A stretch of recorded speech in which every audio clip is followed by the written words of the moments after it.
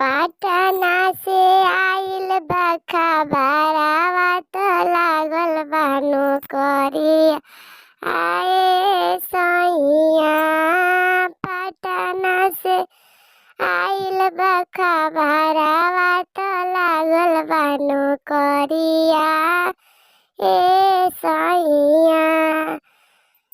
पटना तू जई हो नौकरी न लागी, पटना तू जई हो तो नौकरी न लागी। वहाँ से फिर तू घरे चली आई है सैया। वहाँ से फिर तू घरे चली आई है ए सैया।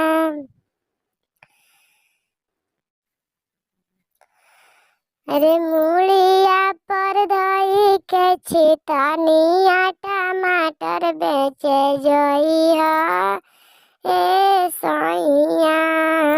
मूलिया पर धई के छितनिया टमाटर बेचे जई है ए सैया। टमाटर न बिकाई तो घरे चली आई है। टमाटर न बिकाई तो घरे चली आई है।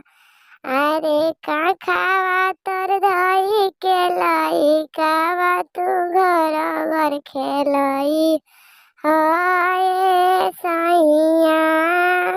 का खावा तर धई के लाई कावा तू घर घर खेलाई हाय सैया।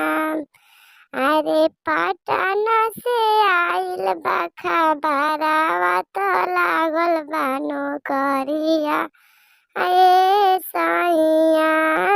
पटना से आइल बा खबरवा